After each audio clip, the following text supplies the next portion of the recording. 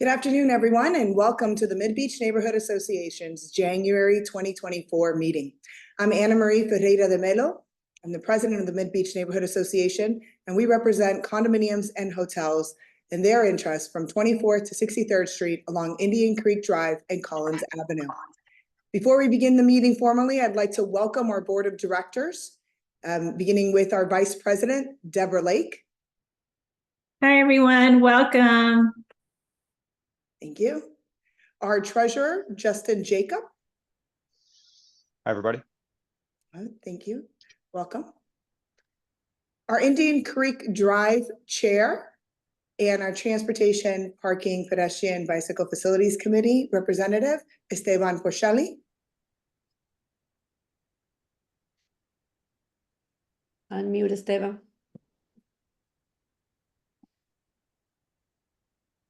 Welcome, Esteban. Yes. Hi, everybody. And our Collins Avenue North and Beach Walk chair and ex officio board member, Alicia Casanova.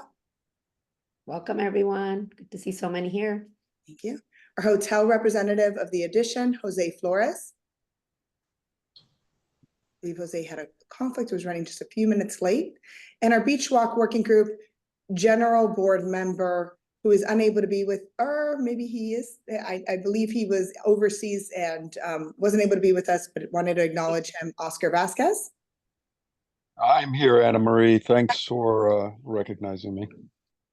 Thanks for always making that extra effort to be with us, Oscar, and for your leadership. I also wanted to recognize Deborah Lake as the Public Space Working Group Chair, who is leading the dog park creation or conceptualization on 36 and Collins Avenue, as well as several other items that we'll discuss today. And Justin Jacobs leads the Collins Avenue South Working Group. We have Michelle Redlick, who represents the Fountain Blue. She's not on today. Okay, great. Thank you for letting us know. And so welcome, everyone. We're going to welcome our elected officials, and then we're going to jump into an exciting agenda today. And our elected officials that are here with us today, I see Representative Fabian. Hello, everyone. Happy New Year. Hi. Welcome. Hi. Nice to see you. Thank you for having me. Yeah. And I'd like to welcome Daniel Reyes from Commissioner Arlene Higgins' office. Daniel. Hi, everyone. Happy New Year. Happy New Year. And do we have Marina here from Senator? I don't see her. She'll probably join in soon. Okay.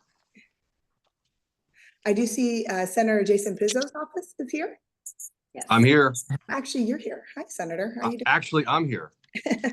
Thank you for being with us. And we have Commissioner Laura Dominguez from the City of Miami Beach. Hi, everybody. Happy New Year. Happy New Year. Thank Hi. you, Commissioner. Commissioner Joe Magazine. I think this is his first. Hi, everyone. Are you there? Yep, yeah, I am. Happy and healthy New Year to everybody. It's a pleasure to be on. Your first meeting as commissioner. Yeah, thank you for joining us. So We early. have Thank you for having me. Anna Marie, Randy Wallingford, our board member. Randy Hollingworth, our co-chair of Indian Creek Drive chair, and just a wonderful new addition to the board. And I apologize, my notes were old. Randy, are you with us? Good evening. Sorry, I'm driving, so I don't have my camera on, but good evening, everyone. Good evening. Thanks, Randy, for being with us. Apologize for that. And Commissioner Fernandez's aide, Monica. Hey, everybody, I'm here. Hi, nice to be here. Wonderful. And before I hand it off to Mayor Minor, is there anyone else that I have missed? Hi, Ana Maria. This is Tati from Commissioner Mickey Steinberg's office. Hi, Tati. Thank you for being with us. I apologize. It's a pleasure. Commissioner Not a problem. And this is Tanya. Is District 8. This is Tanya Bott. Tanya Bott is on too. What we'd like, if everybody can put your names on the screen, and if it just says phone, if you can please put your name and what community you're with. or your titles, that would be great. That way we can take screenshots and put it on the website. We know who attended this meeting. We have 58 participants right now, but we need your names. Unfortunately, I'm Oh, driving. I see it. No, your name is on. Your name is on. I see Yeah, it. Okay, thanks. Commissioner. And Tati, can you remind me, Commissioner Steinberg, is District 8 for the county? Or what district is it? She's District 4. This is 4. Thank you. We're 5. Yes. Hi, good evening. I'm James Lango from the Caribbean. Thanks, James. So we're going to continue to welcome all of our elected officials and I thank all of the members that are here. So Commissioner Minor, how are you doing today? Major, You know, I get you mean major.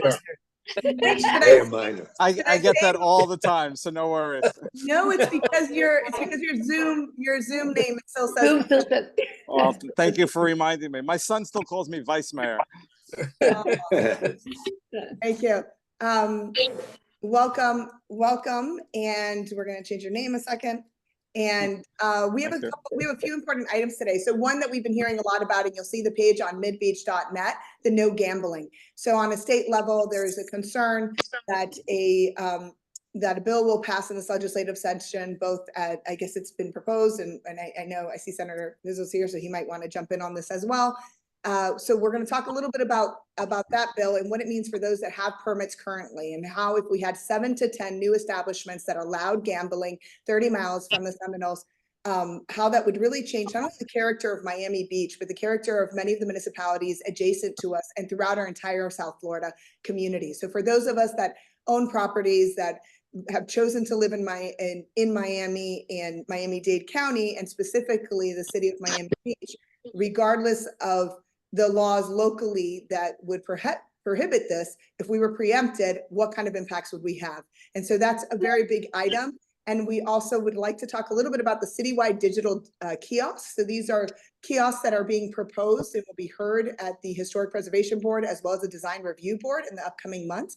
The Historic Preservation Board was originally scheduled for February 13th and has now been moved to March. So we've spoken to 4 different commissioners this past week on their views and why they have supported this item in the past, why some of them are not in support. And I think in MBNA in general, we have an opinion. And after today and after hearing from everyone, we'd like to form a position and send our resolution to the city. The landscape of the Indian Creek Drive project has also been an item that we have heard many times in the past. But right now, what we had been concerned after years of hopefully being engaged, unfortunately during COVID, things kind of fell apart. Some of that land that the MBNA properties deeded or eased to the city will have their views blocked, will have their water views of Indian Creek blocked. And we feel as an association that that is a disservice, that is something that it really interferes with the intent of those properties deeding their property or providing an easement to the city to create this landscape or this walkway from 25th to 41st. And so that's another position that the MBNA will be proposing. The additional items are just discussion items for today. And Mayor, I know you've been there and really hit the ground running. Congratulations on your effective first commission meeting and welcome. Thank you. Rosen Gonzalez is here also. If you welcome, Commissioner Rosen Gonzalez. Welcome, okay. Commissioner. Thanks. Hi. I'll get right into the gambling, Anna Maria, if you want. So a lot of my colleagues are on. I think, we haven't formally discussed this as a commission, at least this commission, but in the past, it's been uniformly rejected by our commission. But to be clear, as written right now, we wouldn't have a say. We would be preempted, which is really the sad part of all this. And by the way, a shout out to Commissioner Fernandez, who wrote a great email, as well as Commissioner Bott. Sorry if somebody else did and I didn't see it, please chime in, but good emails on opposing it, as well as Commissioner Fernandez had a good op-ed piece in the Miami Herald. So really, in summary, this is Senate Bill 1054. And what we're concerned about from Miami Beach's perspective, it completely takes us out of the ballgame. It preempts us. And from a public safety, a real potential to increase crime, to traffic nightmares, and we already have traffic nightmares, and this would only exacerbate that. And really, what this proposed legislation does, as Anna Marie alluded to, is it takes a gaming license that someone has, obviously a business owner or developer, whatever they may be, and they would be able to relocate it 30 miles. So you'd basically, the Fontainebleau would be a huge beneficiary of this, and that would bring gambling right into the heart of MidBeach. And what's so confusing about this is there was a voter referendum in 2018 where 71% of Floridians voted no to expanding gambling. 80% of Miami Beach residents voted no to expanding gambling. So it's pretty clear where our residents stand, which is consistent with which I think you'll see from our commission.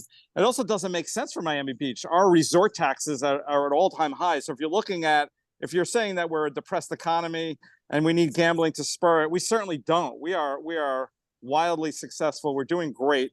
We don't need this, and actually, I think it would hurt us in a big way. So the lobbyists are out in full force. Obviously, many in favor, but a lot of people weren't aware of this. And I'm happy if MBNA wants to expand on this, but I'm hearing more and more really influential people, big donors to the parties, who didn't even know about this and are quite upset now that they're learning about this potential expansion of gambling. Thank you so much, Mayor Minor. And if we can we pause a moment and listen from Representative Basabe or Senator Pizzo? Okay. Sure. Go ahead. So, hi everyone again. I had met with Mayor Minor last week and several of the commissioners, and the speed that this is moving, I'm certainly here to represent the concerns of this, I guess, bill moving forward. And I think at some point the mayor is going to be coming up here in the next couple of weeks, and I'll be introducing him to the stakeholders and members up here involved, and see if we can, make some sense of this. Because I think for a long time, Miami Beach has been isolated from the conversation up here in Tallahassee. And at this excellent and first time in a long time opportunity, I really want to make sure their voice is heard. So I'm willing to work with you guys. Just point me in the directions, and I'm on your side. Thank you so much, Representative. Senator Pizzo? Yeah. So Mayor Minor, congratulations. Look forward to seeing you up here when you come to Tallahassee. I will tell you, I've killed this bill the last 5 years. Most recently as 2 years ago, I pinned the question down and cornered one of my fellow colleagues and said, without an act of this legislature, no casino could ever come to Miami Beach. I'm actively working to kill this bill. The Miami Herald article of 2 weeks ago ends with the line, Senator Pizzo chimed in, the bill sucks and he looks forward to it dying. So there really is no learning curve that's necessary. I'm in contact with all the stakeholders. I have the overwhelming majority of the senators from Miami-Dade County, both Democrat and Republican, starkly, wholly, completely against the bill. It's going to die. I have a number of other legislators from across the aisle lined up. It's a no. The Senate president does not like it, but she needs the support of the delegation, and we are there, and we're in a good position. I don't want to discredit or discount anything that happens locally, any conversations, any op-eds, any of that stuff, but the sausage is made up here because it's fewer people to hit with larger campaign checks. And I even went to the lobbyist's office the other day, who was heading this effort on behalf of the Fontainebleau, and made it very clear that it will be one of my principal missions. Even though I don't represent Miami Beach anymore, I still haven't lost the idea of what is good and right for the quality of life and viability of neighborhoods. And I expect and hope and damn well sure this bill is going to die again this year. Thank you so much, Senator. And I think you mentioned quickly the elephant in the room, which is the Fontainebleau. So we all know the Fontainebleau serves on MBNA's board. They've been supporters of the MidBeach Neighborhood Association.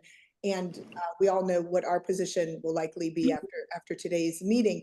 But are they the only ones? And so from our understanding, it's not just them, that this really could expand to anyone who has a current permit, and that we're also not the only city. Is that correct? So the possibility is there with the 30-mile radius of relocation. But I just want to back up a little bit of legislative history. In years past, Disney, for instance, is the worst kept secret in Florida, was successful in creating a 100-mile buffer from their resort because they didn't want any gaming within a family-themed amusement park. And they were very successful in their efforts. So there's a 100-mile buffer. The Hard Rock in Tampa is in excess of 100 miles. However, on the East Coast, some of our prior legislators were not so wise or insistent on some of these buffers. So the buffer for us from Seminole Gaming is only 15 miles on the East Coast. So of course, one of my earliest arguments was about parity and about equity for my constituents. Certainly they deserve a quality of life that's on par and has parity with the West Coast. So whatever deal they got, we should get something the same, but I'll take it half. And Anna Marie, I got to be candid. I'm selfish for the coastline. And what I mean by that is my prior district when I came here was from the tip of South Beach up to the Broward County line. Now it's Northeast Miami-Dade all the way up to the Palm Beach County line. But as you know, and I've been on these meetings a couple of times, my heart and memories of my kids and my family extends all the way back down to the tip of South Beach. I went to Lucali for pizza the other night. So I want to be clear that this is a really important issue. And I'm not a killjoy. I like blackjack. I like going to Vegas. But I like going to a destination to engage and conduct that type of activity and entertainment. And I don't want it outside of my house, and I certainly don't want it outside of yours. So I'm principally concerned, obviously, with the situs of where the most anticipated place would be. But I'm equally sympathetic to other locations to make sure that they have parity as well. But the important dynamic to remember here is that the overwhelming majority of senators in the Florida Senate, both Republican and Democrat, are squarely against casinos being located in Miami-Dade. Can I ask you a question, Senator? Is Sure. this the same, are these the same amendments that were turned down 2 years ago, or is there a change in the language? Has that language been revised with these new two, the Senate bill and the House companion bill? How different are they? It's a distinction without a difference. It's slightly changing in wording. It talks about maintaining and sustaining a level of revenue to the state, in which case that becomes the ability to preempt you guys from having any say. But over the past few years, it's another worst kept secret in Tallahassee. There were promises made. There were statements made. There have been allegations of private planes being used by executive branch members to go campaign on stuff. All that aside, it boils back down to some of the words have changed, and it's really no different. And it's rather analogous, actually, Alicia, to every permutation and iteration that we see of short-term rental bills over the last few years. They changed the words, they changed what seems to be the mechanism, but the net result, in effect, is taking the power and the control and the destiny for you guys to decide your own futures away from you. Thank you so much, Senator, and thank you, Representative. Today, unfortunately, so MBNA usually meets the first Wednesday of every month from January to June, September to November, with one always on virtual. And in our in-person meeting is in April. This year it's April 10th, save the date.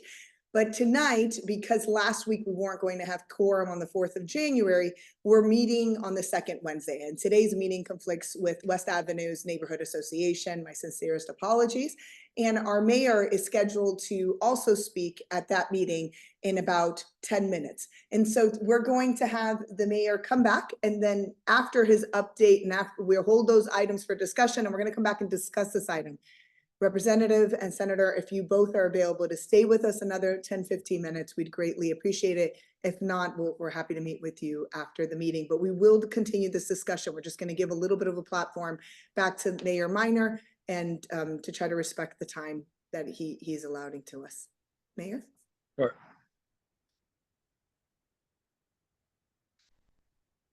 I'm gonna have to turn the camera off. That's okay. Go ahead.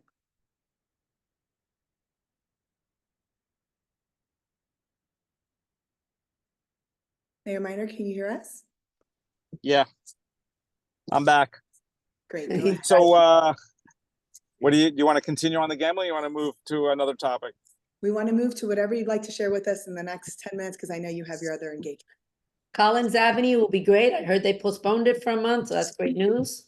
They did postpone it for a month. I'm sure some pressures that some folks put on definitely helped, so we can revisit that next month at the MBNA meeting. The kiosks, interesting one, because we actually approved that, I don't know, about 6 months ago or so as a commission. I voted no to that at the time, and then there was a proposal to potentially nix the contract, which I'm I'm not crazy about it, even though I didn't like the idea to begin with. But so now we're actually adding some additional protections that we're able to put in objections if a neighborhood objects to a certain location. So and that's going to be going before HPB. It was moved, so it's going to go before the March meeting. Thank you so much, Mayor Minor. Any other items or any other topics that you would like to share or discuss with us, or anything about the first 90 days? Yeah, I pulled over for a second, so I'll turn the camera on. Yeah, I would actually, one of the things that I talked about, and kudos to our police, it's something that, our commission is very strong on public safety, and certainly I talk about it all the time. But one of the things that became apparent was our inability to prosecute many of our drug arrests, which was really problematic. And part of the problem, and it took a while to figure all this out, but long story short, part of the problem is the county lab is short resources, and they don't, unless it's a very large quantity. We're talking about drug dealers. We're not talking about possession. We're talking about dealers. They don't always test the drugs, which is hard to believe. People think, well, if somebody's arrested, they're gonna be prosecuted, but not necessarily the case. So I brought an item last year to create our own Miami Beach drug lab to be able to do the testing, and this way we would ensure that we at least know whether it's a narcotic, and then we could force the hand of the prosecutors, because it's a felony, so it goes to the state attorney's office, not our municipal prosecution team. So really, we ended up in a nice landing place. What we ended up doing, and I'm going to bring this to commission, I'm planning on, assuming the memorandum of understanding is executed by, or close to execution by then, is we're going to embed 2 Miami Beach drug technicians in the county lab. So they would be, their first priority would be to test the drugs related to arrests that our police department made. And thereby we would no longer have the excuse that they can't prosecute our case. So there is a little bit of an expense for that, but it's 2 drug technicians, and we would have to enter into an MOU with the county. But I think this is a big step in the right direction, big win for us to be able to do that, and should see a reduction in crime as a result. Thank you so much, Mayor Minor. Any comments or questions from anyone to the mayor in his last few minutes with us? First from the executive board. If participants. Well, we're certainly looking forward to working with Mayor Minor. He's been on every single MBNA meeting that we had. At the light, turn right onto. Go ahead, Alicia. Yes, so we're excited to work with him. He's very familiar with all that's going on. We have a lot happening constantly. This casino situation took us off our regular beach walk reporting and our Indian Creek and all other projects. We're working on bus shelters now. We want to have the city install beautiful bus shelters throughout. So there's always a lot going on, but it's exciting to have a commission that will listen and work with us, and for everything that has to do with improving not only MidBeach, but the city as well. So we're looking forward to it. We have a direct line of communication with Mayor Minor and all the commissioners. So we are very happy. We had 74 people just a second ago. I think it went down to 70, which I think is the most we've ever had on this call. So we're gonna, if we are told that we need to get grassroots movement for the casino situation, we will be needing everybody's help and everybody to reach out to residents and start writing letters and emails, and we will direct you. As far as that, we'll talk about casinos in a minute. As soon as Mayor Minor has to go, we know that. So thank you. Yeah, no, thank you. And by the way, just to end off, because traffic is such an important issue, we're continuing to focus on that as a commission, and we're adding specialized traffic officers. Very shortly, we've hired 7, so they're in the process of getting onboarded and trained. We have, I mean, this is a longer term project, but FDOT has approved the 2 lanes they're going to make.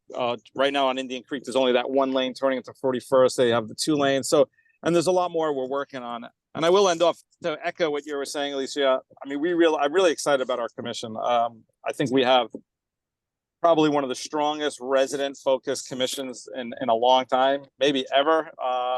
Obviously, it all comes down to how things go, but I'm really excited to work with everyone and all my colleagues, and I think we're going to get some great stuff done. Thank you. Thank you so much, Mayor Minor.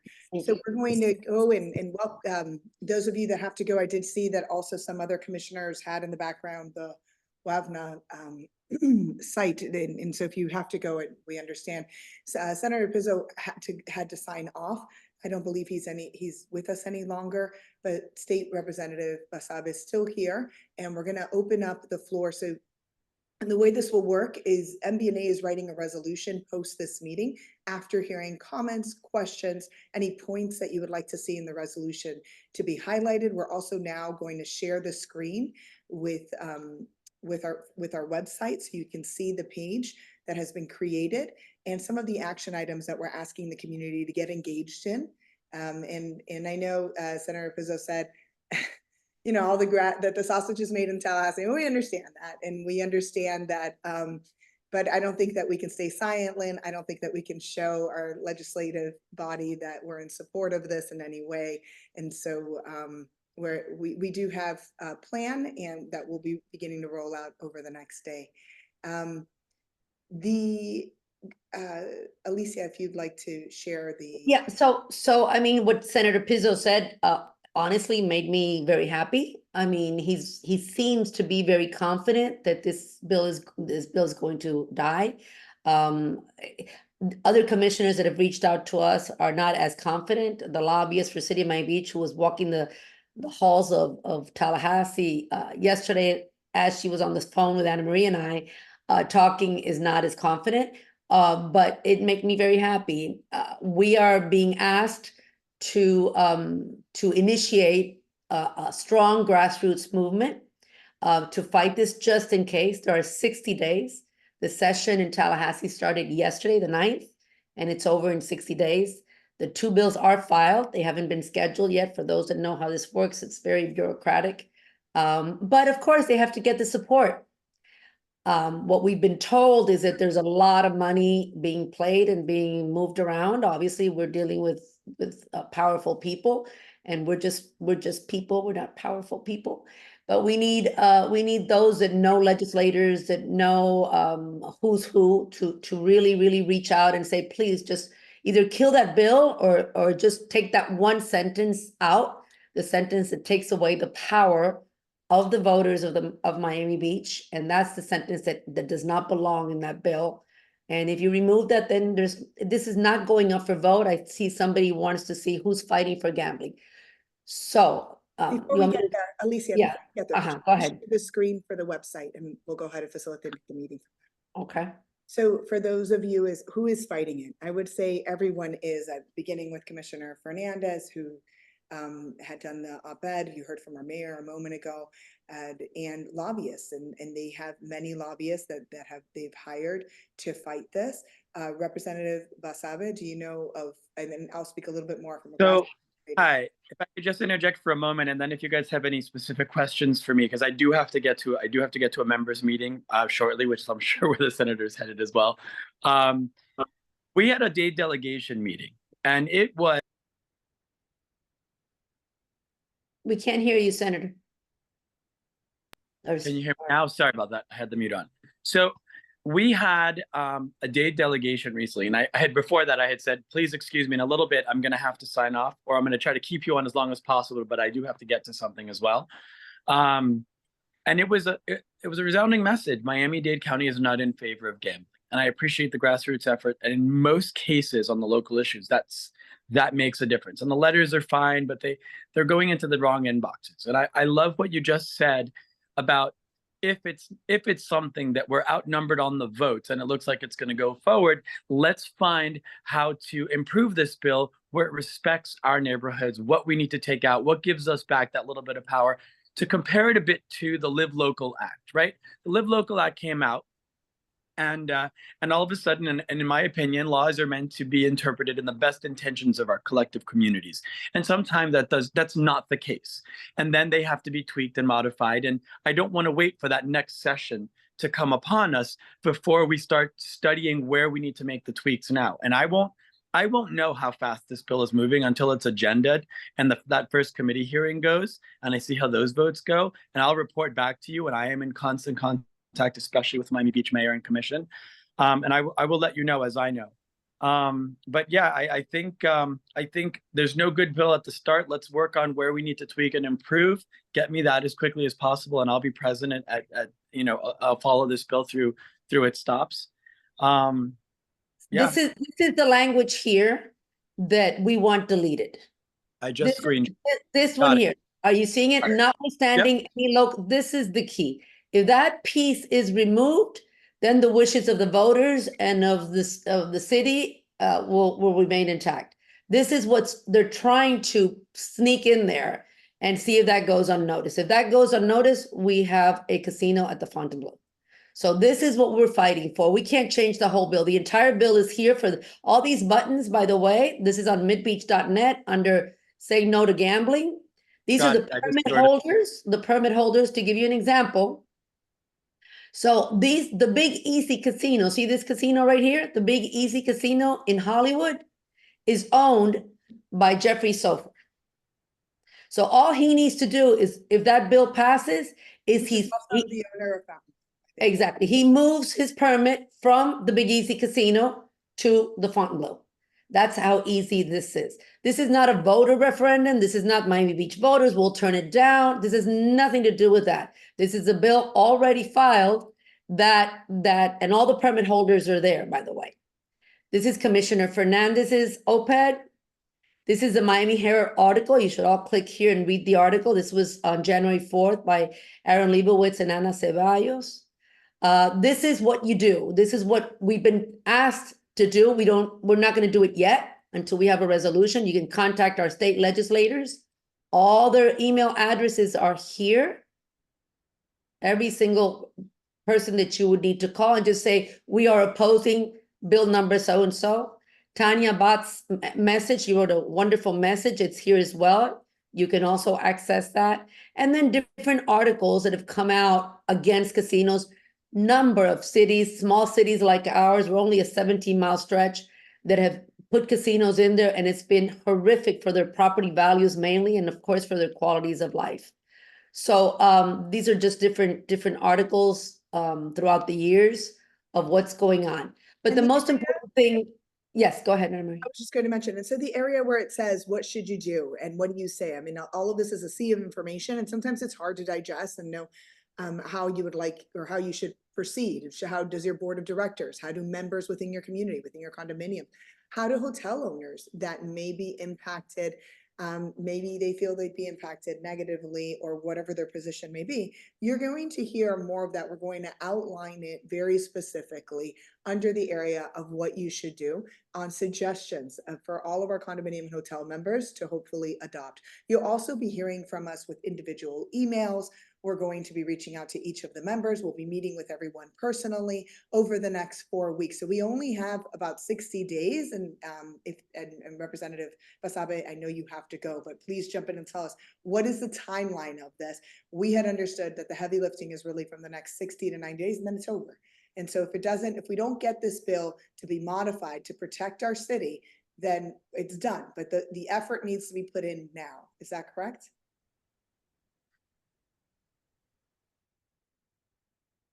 Unmute, please. There, sorry. I was watching the screen. It took me off.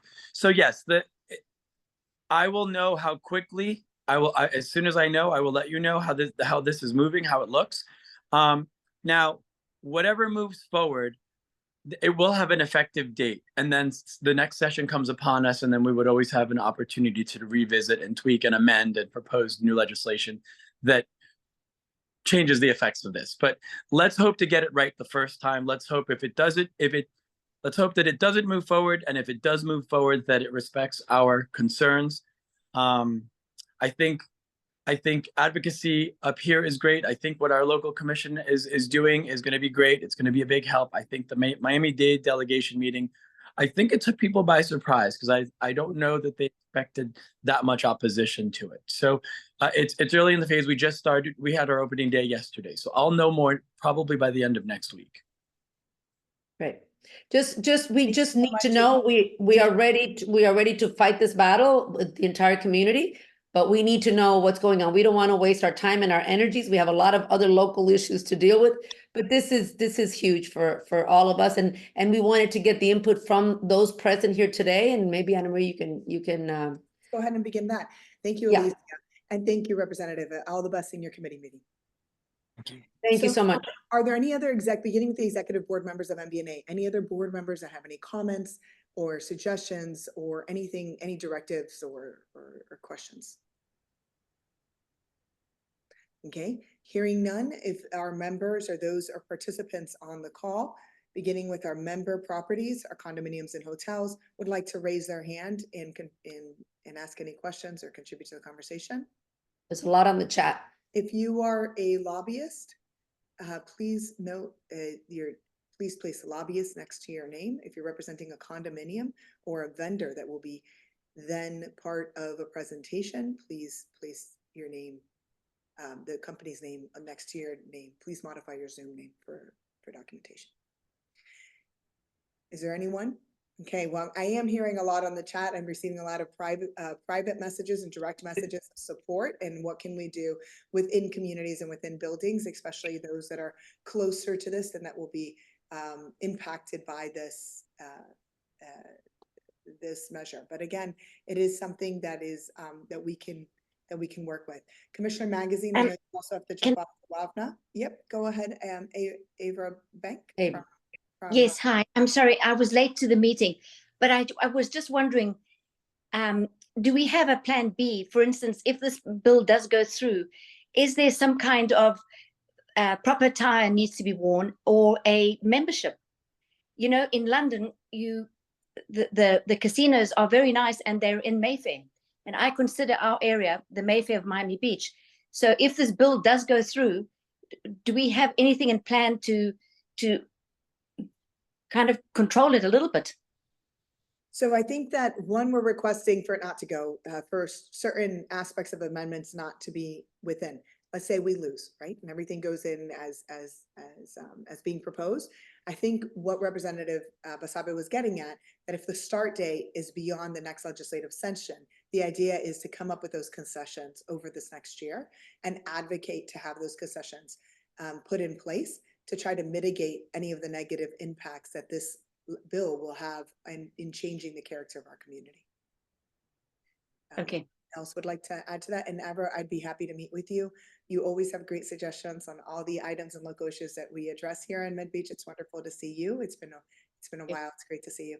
But I'd be happy to meet with you. And if you have someone in London that could walk me through on how that works, and we could pass it along to our lobbyist and to the folks here and explore different mechanisms. We had also heard Randy, one of our board members, Hollingworth, had mentioned how in his hometown, it was a negative impact had occurred, several negative impacts, and we were talking through what those mechanisms look like to try to prevent something like that from happening here. And so we are open to meet and come up with those. Todd? Thank you. It's very difficult because of the logistics, because we are a 17-mile island. We have one bridge leading here. We have unbelievable amount of traffic as we speak. We have a huge Collins Avenue project. Yeah, the coming up. Our community is very different than others, right? We don't have different. We don't have buses. We don't have a certain infrastructure to be able to support something like this. And they don't have parking. You go to the Mikasukis and there's 10 acres of parking. They're building the parking, and where they were supposed to be doing ballrooms, that's actually where we would have casino rooms. So, and we supported that. As a very small parking. Not really being transparent on what the proper use of that building would be. Tas Hassan, you were unmuted? Would you like to speak? Yeah, so I'm a resident at the Blue Diamonds. What do you guys have a list of state legislators that are supporting this bill? So as residents, we can actually directly reach out to them, both sort of by email and with other avenues that there are a lot of residents here that I think can make a lot of noise at the state level, right? And if we can get a list of legislators that are supporting this bill, and I think we should organize as not only residents. I think there's 600 apartments at just Blue and Green Diamonds alone. right? That Yeah. I think We have 90 or members, 100%. we have members from 24th Street, although, and everybody's being affected. This is not about the diamonds. Everybody in Miami Beach will be impacted by this in a serious matter. But we don't know who's in favor, who's not in favor. I don't think they all know yet.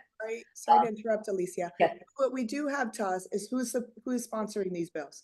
And one person who's sponsoring it is from Miami Springs, just over our bridge, about 15 minutes from us.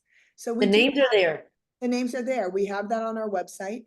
We have the other person who's sponsoring the other bill is in Hernando County, which is from Spring Hill, which is near Tampa. Now, I think it's maybe just south or east of Hillsborough, or near Hillsborough. So we do have who's sponsoring. I think that's a great suggestion. And as we hear and as folks begin to go around the floor, and we hear folks that are strongly in favor, we'll post them on the website and let everyone know.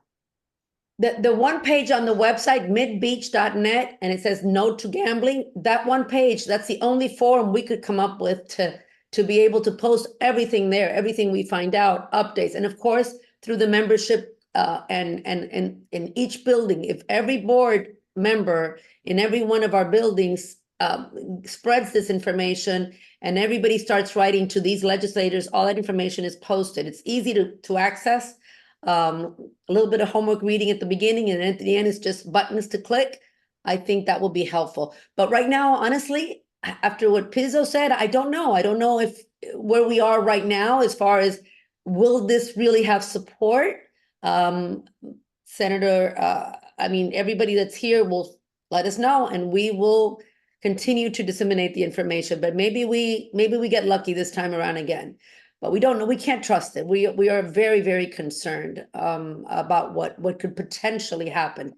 The year and the moment that we relax, this will go through. And before, in the blink of an eye, it will happen. I think this is. And it's ready. It's ready. Right. This is something they have built the infrastructure to be able to house it. Our city and in our neighborhood has not, and that's not because that's not the context that we want. But they, those that have permits, are building this and have been planning this for decades. And so we just need to stay on top of it, and we need to be moving forward. Any suggestions? I'm going to close this item if I don't hear others. Any suggestions, comments, or questions from others that haven't? Are there any board members from condominiums, members of the MBNA on this call, on this meeting? Yes. Board members? Yes, there are several. Several? One? Can you click the raise your hand button so we can know and reach out to you, or send us put it on the chat? Yeah, you can chat, and you can also chat us on the member chat, the WhatsApp chat that MBNA has. You can email us through our website. You can email us directly, MBNA@midbeachna.com.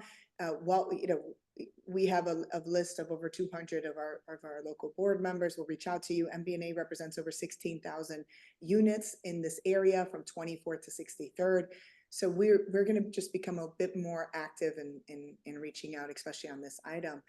Are there any commissioners that want to comment? I see a couple of commissioners. One moment, Alicia. Keith McKenzie.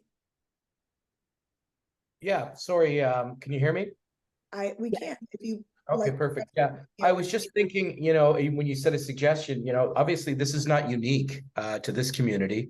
This is happening in many, many other communities throughout the United States where they've tried to introduce a gaming community or a gaming license. And I'm thinking maybe we should do some research and compile what all these other communities that have been successful in turning down a gaming license or a gaming something that's been approved by the legislators. Thank you so much. In addition to the articles, we'll go ahead and add a separate section on the website. Keith, could you please introduce yourself? One moment, Commissioner. Keith, could you please introduce yourself? Yeah, my name's Keith McKenzie. I'm a resident at Green Diamond. Thanks so much for joining us. Commissioner Rosa Gonzalez? What I can tell you is that we've been facing this on an annual basis for many years now. I believe Jeff Soper from the Fontainebleau has dedicated himself to trying to pass this casino, and he always fails because remember that Florida is part of the Bible Belt. So it's not such an easy thing to pass, number one. But we all, in the past, we've always passed some sort of a resolution. What I will tell you is that in the case that it does pass, we have some tricks up our sleeve and we can tie them up in court for many years, which is what we will do. Until hopefully we have a legislature that comes to its senses and removes that language from the bill. So I would not worry, because they can add in certain language, and if they try to do something that the city really doesn't want, we have ways of counteracting it. So while it is super important to fight this, please send as many emails to as many legislators as you possibly can. If you want, write op-eds to the Miami Herald, because the legislators really dislike that. Anything that you can possibly do call their offices. But if not, we have some plans, and I already spoke with our legal team. And so we're in pretty good hands. I feel pretty confident that even if it did, in the bad case it did pass, we have some remedies, at least to stave this off for a few years. So thanks so much, Commissioner. And we really, I think over the last 4 or 5 days, we've heard so many mixed messages of like, how much effort should we be putting forward? How much we should, so it's good to hear you say, do reach out to everyone, do write those op-eds, do get it out in the media as much as you can, and be prepared. But know that if you're a Republican, and you know what, and because it really is controlled by the Republican legislators, but call those elected officials, because your phone calls do make a difference, especially the phone calls. And when their phones start ringing off the hook, if you do, like, let's say that you guys just do a phone bank and one condo gets together and says, you know what, we're all going to start to call on, these 2 days, here are the phone numbers. And if you're the president of the association and you give your members, and give the residents that information and they call, it definitely will make a difference. So anything that you can do. And I've witnessed this, because I'm also a professor at Miami-Dade College, and we fight the legislature all the time. And what we always do is flood them with calls, and that works. So thank you. It looks like nobody wants to be bothered with a call anymore. So thank you. I don't think we have phone numbers in there. That maybe that's something we need to do. I know we have emails. We're writing them all the suggestions down, and afterwards we can brainstorm on that. Thank you. Okay, we're going to end this item. Any other comments before I do? Okay. Thank you all for your support of this. Is there anybody that is in favor? I know you don't want to say it, but let us know. We want to make sure we represent all our membership. Obviously we have to take a vote, Anna Marie, of our board to continue what we're doing. So I think it's time for you to do that. We need to vote on the resolution. Right, but the resolution has not been fully No, drafted. but we're going to present a resolution. Right. We can have a motion. I could ask to see exactly a motion on the table to develop the resolution, but I believe that once the resolution is developed, then we would ratify the adoption of that resolution at our next board meeting.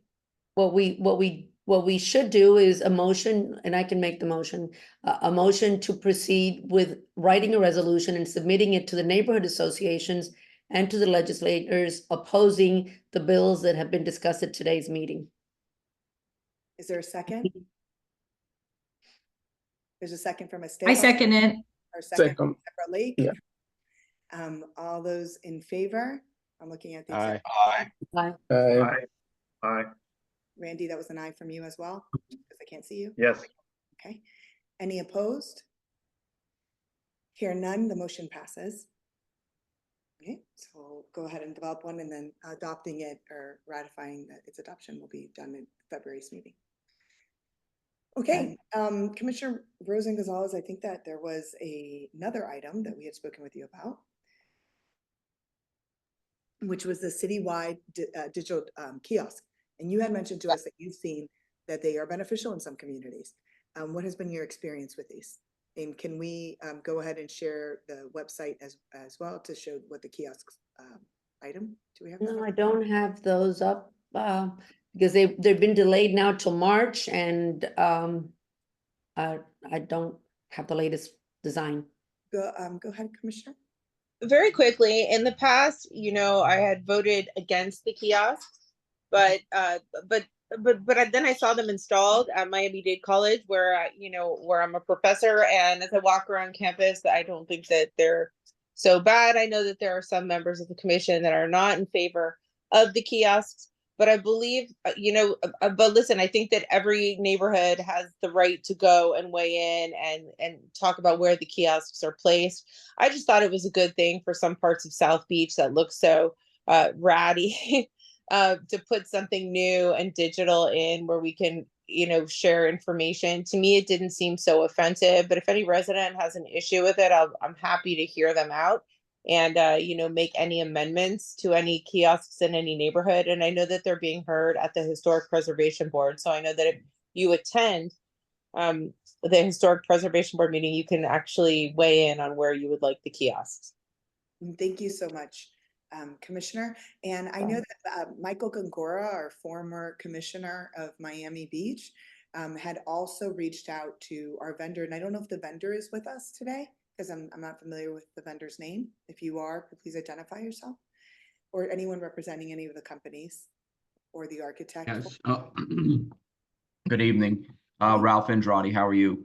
I represent Ike Smart City, which has a contract with the city to install the kiosks. We were under the impression that since the Historic Preservation Board is not going to consider the application until March, that we might be able to make a presentation to your committee, perhaps at your February meeting, to give you a full understanding of the kiosk, what it looks like. And just for anyone that's concerned, there's only one kiosk that's going to be installed in the MidBeach neighborhood, and I believe that's on 34th and Collins. So we're not talking about, tons of them, right by our FIANA, our member. yes. And so today is just a discussion item. It's just to hear folks. I think we are starting to draft a position on it based on what the executive board has discussed, but it's just an opportunity. And since you're here, thank you so much for being here. If anyone does have questions, maybe you can answer those. We did hear from Commissioner Tanya Bott via chat. We'll go ahead and read that since the chat is not recorded. From everyone else, RE, the kiosk, the contract's final approval is contingent on it being approved at the Historic Preservation Board and the Design Review Board. At the last commission meeting, I submitted and got passed a requirement that all residents on the entire city get noticed in advance of these meetings so residents' voices can be heard. I urge you to speak up, to share your concerns. I need to sign out for the WAVNA meeting, but feel free to reach out to me, Tanya at miamibeachflorida.gov. See you next month.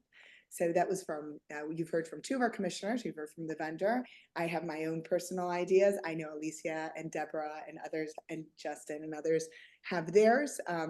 Randy, just kind of on your design and expertise, we'll be interested in hearing yours.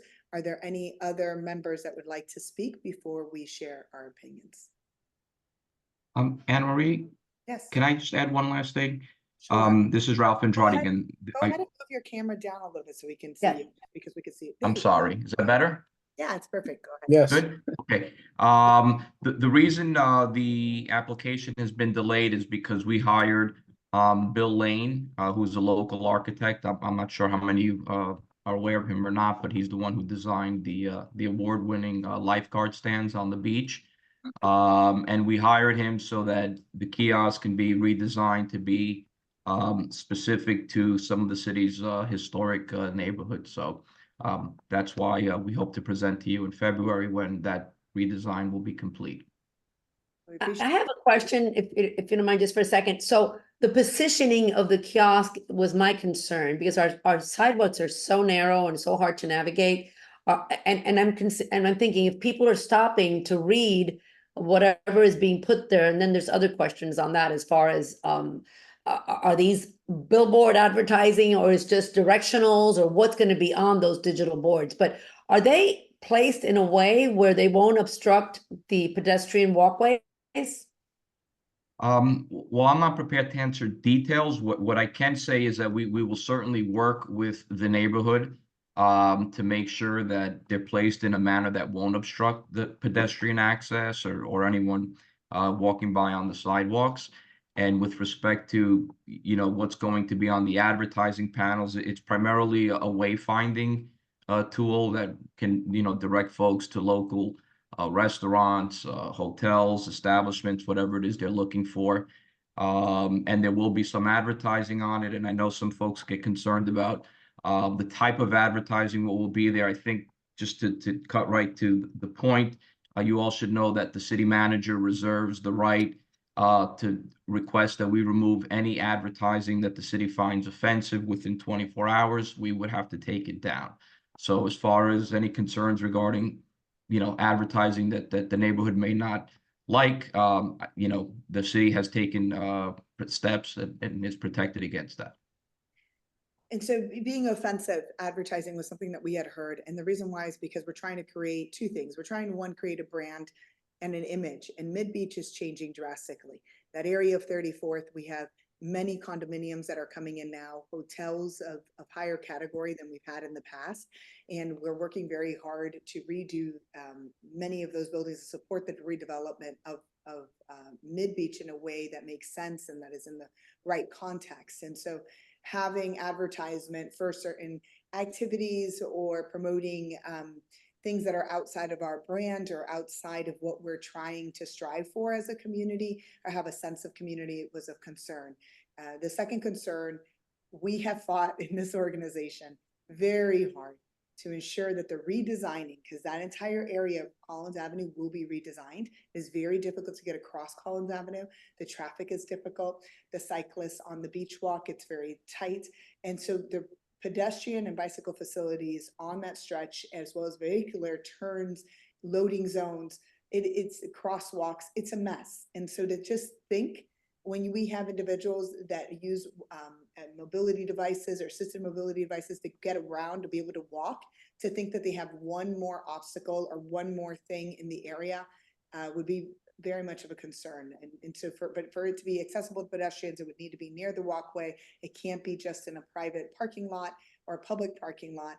And so those were two major concerns that conflict with MBNA's position and advocacy on past items.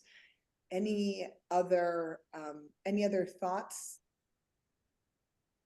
Thank you, Michael Gongora, for helping us with this item. Whenever we reach out to him, he immediately follows through. He's a great MBNA friend. Thank you.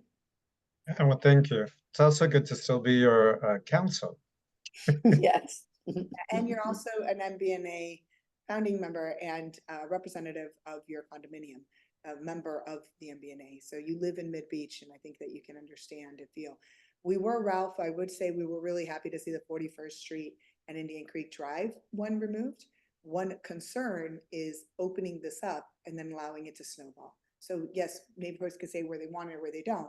But once you have one, and then it kind of goes to two, and then it goes to three. We have brand new bus shelters that are coming in our community that have a digital kiosk component to it that is controlled by what we understand to be the government. And so we'll have wayfinding and promote, or if we wanted to, aspects that are in line with the community, the sense of community that we're trying to create and trying to promote.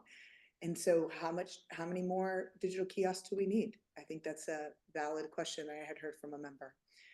Well, just so you know, we're limited to 15 citywide. So, I've heard various things in the community, the suggestion that the city's going to be inundated with kiosks on every block or corner is just, it's not accurate. It's a total of 15 throughout the entire city. So they're going to be selectively placed, and we will work diligently with the community and any neighborhood associations and adjoining property owners to minimize any impact on the pedestrians, on the neighborhood, and address any concerns that you all might have. We're here to work with you. We're the city's partner. And I think that Jay Goldstein on our chat, his comments was another thing that came up. So if everyone has cell phones, like if this was 15 years ago or 20 years ago, it might have made sense for us. But if you can get on a plane with a phone in your hand, if you can land a plane with a little electronic remote control, how can you not know where you're going without a digital kiosk? Like understanding the use and understanding the application and the benefit to our community in February is something we look forward to in your presentation. And we will explain it fully. Thank you. And we appreciate the opportunity that you will allow us to do so. Yeah, we look forward to it. So everyone, please come back. Any other comments or questions before we move on to the next item? Welcome, Commissioner Suarez. David Suarez just joined the meeting. Welcome, Commissioner Suarez. This is also your first meeting as a commissioner. Welcome. Do you have a camera on? I don't see. He was walking a second ago. Where'd he go? There he is. There he is. Okay. We're going to ask you to unmute. Hi, guys. Hi, how are you? Commissioner Suarez. So there has been a lot of commercial activity and boating. I just want to apologize. There was a WAVNA meeting and I already committed to it. So it's over already? No. But I told Anna Marie I'd come at 7 to speak. Okay. I really, really appreciate that. Thank you. Of course. So we know that you have been very active, hit the ground running as a commissioner, and have taken some items. One of the main items two main items that you've been leading here in MidBeach that we wanted to hear more about today was the commercialization of boats and yachts along our waterway, along Indian Creek. And so what we have seen, and many in MidBeach had concerns of how we can't rent our properties short-term rentals. You're not, renting parts out. And so why can large hotels rent out their marina slips? Why are they not residents, or just why is the activity not better controlled? Why are there boats that are not owned by it? Why are cars parked on the lawns across Collins Avenue? We know we've had some accidents.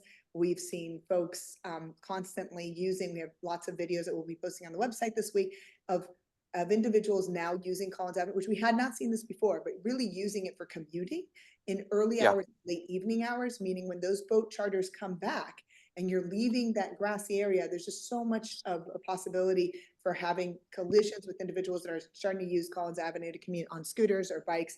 And then we all know of that fatal accident of someone leaving our MidBeach area from one of those boats and having a fatal accident. I believe it was on 163rd or 71st, or one of the causeways crossing over. Well, let me tell you my intention, and there's no hiding it now.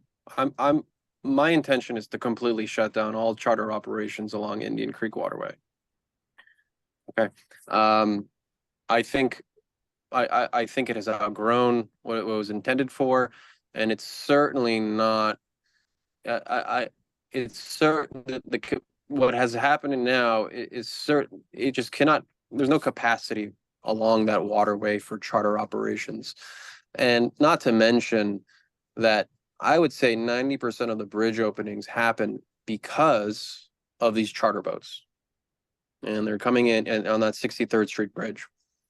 So, I'm putting together, well, it's already together, but I'm putting forward a couple plans to sunset all charter operations along Indian Creek. And let me give you a little bit of background. So the only operators that are allowed to do charter operations are 3 hotels. And that's because any hotel that has 350 or more rooms is allowed to technically do it only for their hotel guests. And all that leaves are located, excuse me to interrupt, but all 3 of those are located in MBNA's boundaries between 24th and 63rd. And can we name the 3, or do we want to be more discreet about it? Or well, it's Fontainebleau, Eden Rock, and the Miami Beach Resort. Right. And so now is inactive. Exactly. Right. And so the way what I have moving forward is I'm going to clarify that only hotel guests are allowed to use the charter operation, meaning it should only be exclusive to hotel guests. So if you are coming from the Tri-County area and you're not staying at either of those hotels, you technically cannot take part in the charter operations. I have a motion, or I have an item on the January 31st meeting to basically clarify that. And so that's one attack angle. Another attack angle is I am going to put an agenda item on the January 31st meeting that says all charter operations have to cease after 9 o'clock. We did it for Miami Beach Marina and south of 5th, and I'm going to want to apply it citywide. So after 9, and I'm hopeful my colleagues are going to agree with me on that. I don't see why they wouldn't. But if that happens, any sort of activity after 9 o'clock will be prohibited. Okay. So that's another attack angle. And the third attack angle is I'm going through land use, which I happen to be thankfully assigned to the committee. And I'm going to say, look, we need to sunset this. We're going to amortize it over a 6-month or a year period, and all charter operations are going to need to cease. And so obviously that's going to be subject to challenge. But that's okay. I think I think there's enough of an argument to be made that along Indian Creek, it really isn't meant for charter operations. No, we have videos and pictures, and I think that you had asked us to send those to you. Elisa, I don't know if they got onto our website. The ones with I have so many. I have so many. Yeah. Yeah. Send us a few Unfortunately. and send us some, and we'll be glad to post them. Yeah. And another item, another line of attack is I'm going to prohibit parking along. They're not called swales. It's just for lack of a better term. I'm going to call it a swale. But it's not. You're not. In order to park there on that grass, you have to jump the curb in the sidewalk, which is it's a hazard. So it should never be allowed. And so that's another item that actually got deferred. It was on my December meeting. It didn't get heard. It will get heard in January because of the way we've made it so that if you missed it on the last meeting, it should have priority and preference in the next meeting. So that will get heard.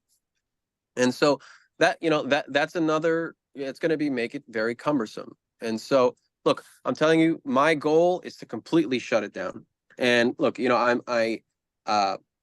might be good operators there, but I think you guys have had enough of this activity, and nothing really comes good out of these operations. And again, it's too much of a toll on what happens to our bridges on the 63rd Street Bridge. I mean, again, I believe that most of the reason that bridge opens up is because of charter boats. It's not because of your leisure resident boat that goes in and out during the Monday through Friday. And it's also two other things I wanted to mention that the community has said and has voiced at the Beach and Water Quality Committee that Oscar Vasquez chairs is are the impacts that these vessels have on the docks of homes and of condominiums. Yeah. And the noise. There's also been some activity. There was once a shooting on the dock. I mean, there was just noise and water in speeding and marine life. Also the sustainability issues that we just felt that it really doesn't align with the principles and again that sense of brand and community that we're building here in MidBeach. So yeah, I tell everyone, listen, we're gonna have we're at a point now where we have to have a really uncomfortable conversation and say, are we a party town or are we a resident town? Right. And so I think we're at the stage now where Miami Beach is an adolescent, and we're no longer a teenager who wants to party and have that sort of connotation. I think we're becoming adults. Our property values have gone through the roof. What age? At what age? What? At what age do we become adults? I just want to know when. I'd say 30 at this point now. I think Miami Beach is at like 31, 32 years old in relative terms. And look, I mean, if you look at the property taxes that we pay, you look at the property values. We're not. Right, A lot of people say we're part of our sense anymore. But one thing you did mention was certainly not MidBeach. Right. Exactly. Right. So, you guys should not have to deal with annoying charter boats along Indian Creek that have noise. Now, by the way, on the December meeting, I got on first reading passed a noise ordinance that applies to vessels. The county adopted it. We're going to go to that for 1 minute, but one moment, a second. I want to open up to all the members. Does anybody have questions on this item before we move on to the next one? We have 4 more items and only 19 minutes. So just want to see, does anybody have any comments or questions on this before we move on? I have a quick comment. This segues into Commissioner Bott's mission of the 63rd Street Bridge opening. And also the noise of the 63rd Street Bridge horns at all hours of the night. Last night at 11:40 at night, those horns were blowing. Anybody that lives on Indian Creek, our members, it's unbearable to deal with that noise. So make sure that you keep that in mind as well as one of the reasons why this may need to be changed, and we will support that because the traffic there is really bad. That's our border, 63rd Street, and it does create a big problem for the residents in that area. Thank you, Alicia. And Totally. that's actually one of the other 4 items. So we're going to go to Manny Corrales. Is it about if it's about commercialization, or we're going to move on? So we've already moved on to the bridge. Manny, go ahead. Anna Maria is about the bridge. Yes, go ahead, Dr. Corrales. Okay, thank you. So, Commissioner Suarez, I'm so happy to hear that you're heading this this issue, because I've been a resident in the area, in the upper MidBeach area. So I've been, the sounding horns that they have is such a nuisance. Not to mention the backup of traffic seems like every half an hour. And it really takes quite a long time for that traffic to get through on its way west down Alton Road. So it's just continually being backed up. Something needs to be done about that. The quality of life for people that live in this area is greatly impacted. So I hope that you're able to, get through some of these issues that you want to do. And if you need any help, or if you need any videos specifically, you said you have plenty of pictures, but I welcome all the videos. Send them to me. Yeah. And I know one more thing is that the Coast Guard probably has their requirements as far as, notifying people when the bridge is about to open. But, is there a decibel amount of the noise that gets put out there by the horns? I think there's 2 quick ones when they're opening and 4 when they're closing, and at midnight or 6 in the morning when they're doing that. It's just very disturbing to the residents in the area. Yeah, I don't know if Tanya Bott, Commissioner Bott, is working on that. I can't ask her. This is the first time I've heard of that. But my goal is so that there's no boats going by. No need to open the bridge. Exactly. Let's keep that bridge closed. And the only reason it ever opens is if a resident is leaving with their boat, in and out. And so, that's I do want to mention there is, we believe it's federal is what we have been looking into, Manny, that how loud the decibels and how many times. And so based on the context of this community, the request, or what we're trying to explore, is how can that be modified to really meet the needs. Now, if we don't have commercial activity, when Commissioner Suarez is successful and we no longer have large commercial boating constantly passing, and we do just have small vessels, medium-sized vessels that need that bridge to go up, but not as often, et cetera, I think that those other aspects could be explored, I think, readily, but they're also going to take more time, and that's why they're happening parallel. And Commissioner Bott is working on that aspect of this. Yeah, if I may, one more comment, and then anecdotally, I can share with you the fact that it seems that how loud the horns are blown is almost dependent on who is working the bridge thunder that moment. Some of them give you 2 quick beeps, and it seems like they're embarrassed to be making all that noise. So some of them do it very quickly and even softly.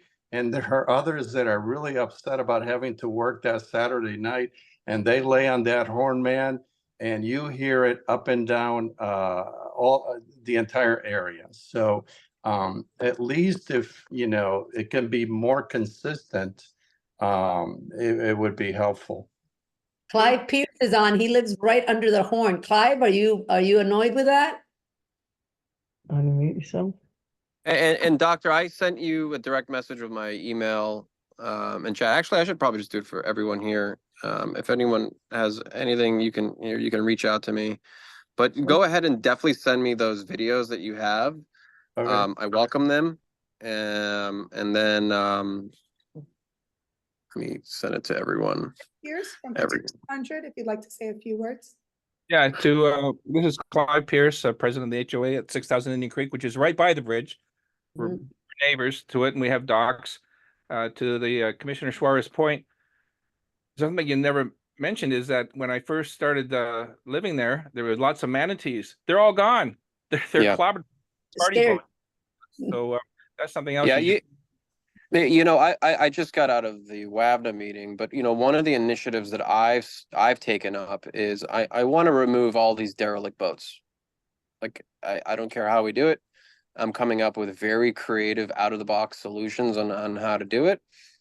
And because a lot of these derelict boats, they're inoperable, they can't move, and so when they can't move, they can't pump out. And so when they can't pump out, they just dump their sewage into the bay. And not only that, but they anchor on our seagrass. That kills all the seagrass. Therefore, manatees don't want to come here. Sea turtles, yeah, you know, and so it's an ecological disaster. And you know, one of the things that I did on the last commission meeting, I got my colleagues to agree to remove a dock on Collins Canal. And the reason why that's so important was because all these derelict boats, they use that dock for free access to land, and they can leave their dinghies there for as long as they want and go to work or go to the grocery store or do whatever they want to do. Then they get back to their dinghy, drive it to their boat, and then they live back in their fairy tale. And so I got that removed. And now there's only 2 points of access, at least in South Beach, with Maurice Gibb Park or Miami Beach Marina, and both have their challenges. Like, for example, Maurice Gibb Park has a 20-minute max delay, so they can't leave their dinghy there for 20 minutes. And Miami Beach Marina, you'd have to pay a $150 fee to dock for a couple hours. And so, you know, the water is very intimate to me. I'm a boater. I'm a spear fisherman. You know, I if I wasn't being commissioner, I'd be out in the water. You know, I'm very intimate with the water, and it's a very important subject for me. And so it really irks me that, you know, we have a boating community that doesn't care about our quality of life and destroys our environment. And so I'm taking this head on. And I'm not going to stop, and I'm going to do everything I can in my power to do it. And you know, I would, if you guys want to say how you can help, you know, whenever I have these items on the agenda, it would be great if you guys can send a letter to commission saying, hey, look, we support these items. So that's the best help that I can get. And this information, we'll post it on the website and we'll share it with our members, and then we'll take it at the next meeting, I think. I think Jose Gonzalez is still on. I don't know if he left. And Maria, about Collins, I think it would be good to get an update. Sure. Sure. There's a few items on Collins that we have been working on. The one that I believe Director Gonzalez from the Department of Transportation, City of Miami Beach would be speaking to is the southern part. Commissioner Suarez was working on one in the northern portion. And so I'm going to leave the northern portion one for our February meeting. And the southern portion are the fact sheet that many of you have received as residents about the work that's happening. Based on some of our learned experiences and gridlocks from past years, we are very happy to report that the hours of operations for these teams will be from 10 to 2 p.m. during the week, and then not on Friday nights, but on Sunday through Thursday at nighttime from 9:30 p.m. to 5:30 a.m. And so that's going to avoid the peak hours in the mornings, in the afternoons. And when they say 2 o'clock, that means they should be out of there by 2. If there's any delays, maybe it's 2:30. But it really does get just before the elementary school is out and before we get traffic that's unbearable. 3 requests that were not mentioned on that fact sheet. So some folks were very concerned that the fact sheets didn't have the 2 turn lanes or other projects that we've discussed and advocated for. Please note when Florida Department of Transportation Secretary Stacey Miller came and with Commissioner Fernandez and Senator Jones, when they hosted the discussion in May, they described 14 different projects that are coming to our community, 14 different transportation projects. And so the fact sheet only discusses one of the 4 projects, and the fact sheet is currently being updated. So if we go to their website, they actually today posted something new, I believe, for us to be able to, the community outreach specialist, Melissa Rodriguez, is very approachable. Please feel free to call her and email her if your board or your condominium or your hotel is concerned with the project or sees something. You can always feel free to reach out to her directly. But the reason why this project, so 3 things that's missing from here that we've requested, and maybe the updated one will address it, is we don't fully understand how traffic will be deviated, or the MOT for this project. We've requested for machinery not to be left on the roads. Miami Beach is a 30-something-year-old, as Commissioner Suarez says, or old enough to be like DC and New York, that cover their roads at the end of a construction day. So we want them to clean their room and pick up their desk before they leave for work or from work. And so we don't want machinery in our roadway. We don't want it in our median. We have behind MidBeach Park on 46, a huge area where they can come and bring everything over. They can stage it there and then only use what they need on our road, so that the rest of the time we can enjoy the Miami Beach that we've chosen to live and work in. So any comments on this? If Director Gonzalez or other members would like to speak, please raise your hands, and Director Gonzalez, the floor is yours. Thank you. Thank you, Anna Marie. Good evening, everyone. Happy New Year to all of you. I'll start with what I think is a bit of good news, which Mayor Minor mentioned earlier in the meeting, which is that FDOT is delaying, if you will, the project for about a month. They've got a new scheduled start date for this project, which is a month from Thursday, if I'm not mistaken, either a month from this Thursday or a month from this Friday. I've heard that.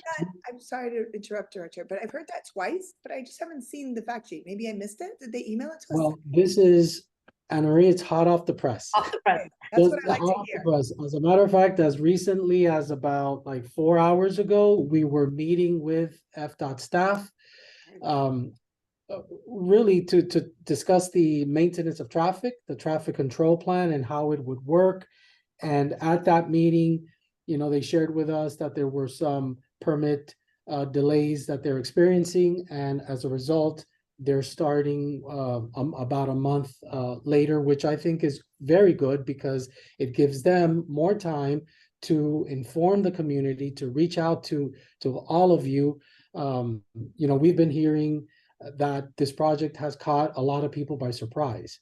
So, I think, and we impressed upon FDOT the importance of meeting, one-on-one with all of you, with your board, as well as attending this meeting. They were invited to this meeting. However, they were not able to attend. They said that they would attend, the subsequent MBNA meeting, and they're also willing to have, a one-on-one with the MBNA board to discuss the project specifics. So I certainly don't want to speak, on their behalf, but the purpose of the meeting that we had today with them was to raise the level of sensitivity and impress upon them the importance of what you just mentioned, Anna Marie, not staging equipment on a travel lane. I mean, that would be egregious for them to do that.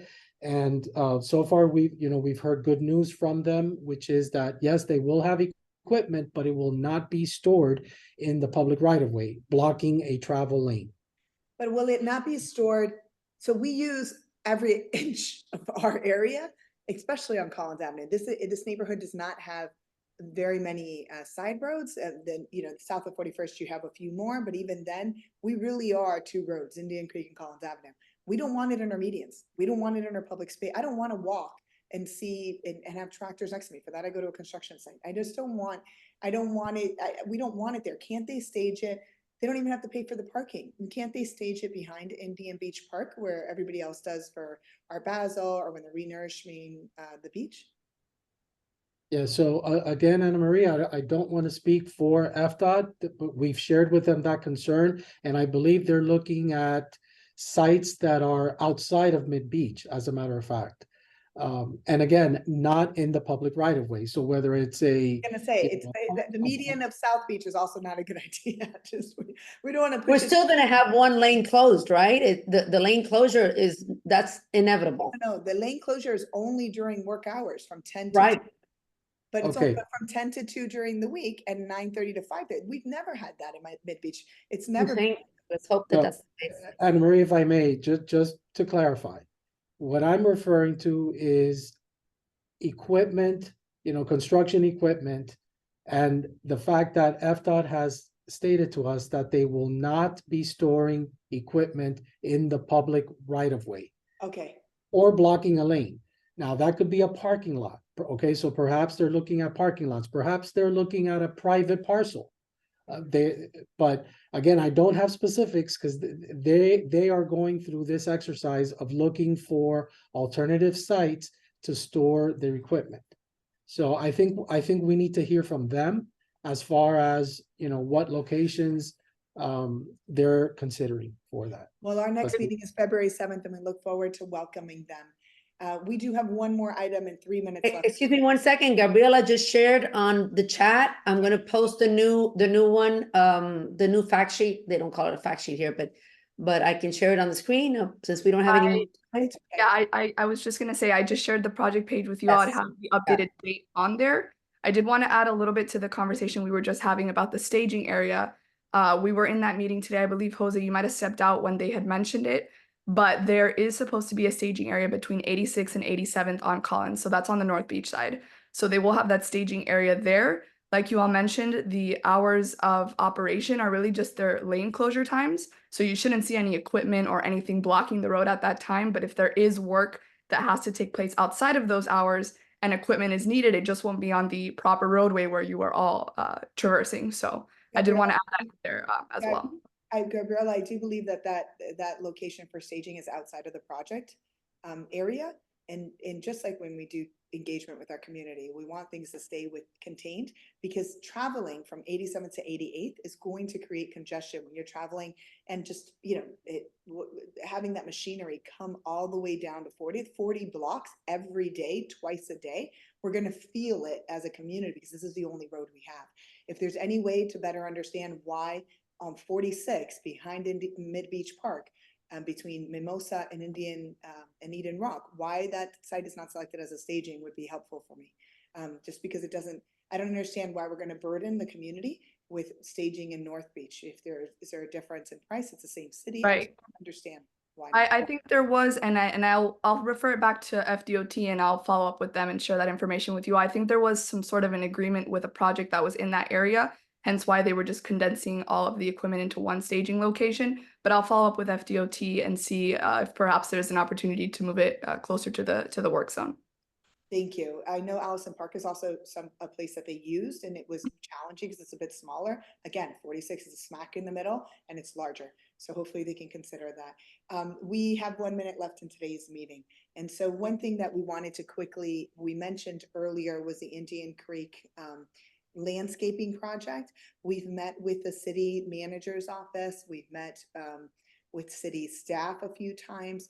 We have sent several recommendations. We have reviewed. We have a board member, Randy Hollingworth, who has done renderings of what the project, because the plan view was the only thing presented to the community. The community was never kind of, and it's difficult for laymen, for those of us that don't have that expertise to understand how that project or how that design would actually impact our communities.